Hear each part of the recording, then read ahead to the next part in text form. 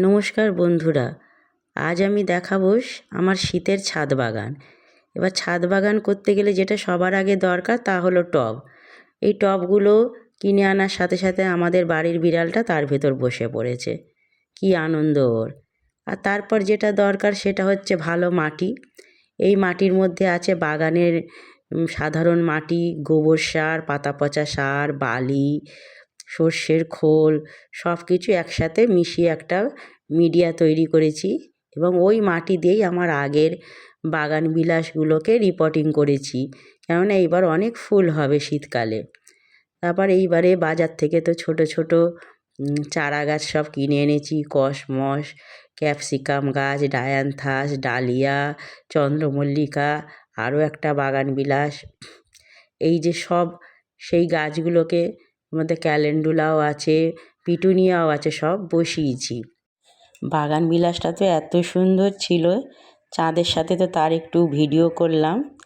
তার পরের দিন সকালবেলা ফুলগুলো সব ঝিমোচ্ছিল, কেটে দিলাম, কারণ ফুলগুলো না কাটলে তো গাছটা বাঁচানো যাবে না। সবে রিপোর্টিং করেছি, এবারে ফুলগুলো কেটে দিলে আবার ফুল হবে শীতকালে পরিপূর্ণ হয়ে। আর তার তো পাশেই দেখতে পাচ্ছেন অন্যান্য গাছগুলোও সব রিপোর্টিং করা রয়েছে, আগের গাছগুলো। এদিকে আবার এই অ্যাডেনিয়াম ডরমেন্সিতে যাওয়ার আগে অবিরাম ফুল দিয়ে যাচ্ছে। আমার এই অ্যাডেনিয়াম গাছটা ভীষণ ভালো লাগে, সেরম পরিচর্যা করতে লাগে না, কিন্তু প্রচুর পরিমাণে ফুল দেয়, সারা বছরই প্রায় ফুল থাকে। আর একদিনও বাজারে গেলাম, গিয়ে এইবারে বেগুন চারা, লঙ্কা চারা আর টমেটো চারা কিছু কিনে আনলাম। এইগুলো কিনে ছাদে বসাতে গিয়ে দেখি আমার আগে বসানো ডালিয়া গাছগুলোর পাতা কিসে খেয়ে গেছে। আমি এই দিন একটু বাড়ি ছিলাম না সারাদিন, সেই সুযোগে ছোট ছোট পাখি আসে ছাদে, হয়তো ওরাই খেয়েছে কি পোকায় খেয়েছে আমি দেখতে পাইনি, কিন্তু পুরো মুড়ো করে গাছটা খেয়ে গেছে। দেখে তো খুব মন খারাপ হলো। যাই হোক, সেই মন খারাপ নিয়ে আমি বেগুন চারা আর টমেটো চারাগুলো সব টবে বসিয়ে দিলাম, দিয়ে জল দিয়ে যেদিকটা ছায়া পড়বে সেই দিকেই রেখে দিলাম আপাতত। এই আগে বসানো গাছগুলো এই অবস্থায় এসে দাঁড়িয়েছে। মোটামুটি সব গাছই প্রায় ধরে গেছে, এবার আস্তে আস্তে পাতা ছাড়তে শুরু করে দিয়েছে। এই লঙ্কা গাছ, আগে বসানো বেগুন গাছ, বেগুন গাছে তো আবার ফুলও চলে এসেছে। তখন টব ছিল না বলে এই একটা ফলের ট্রেতে 5টা 6টা গাছ সব একসাথে বসিয়ে দিয়েছিলাম। আস্তে আস্তে শীতের বাগান আমার সেজে উঠছে। কসমস গাছগুলোতে কুঁড়ি চলে এসেছে। শীতের বাগানের প্রথম ফুল হয়তো এই কসমসই ফুটবে।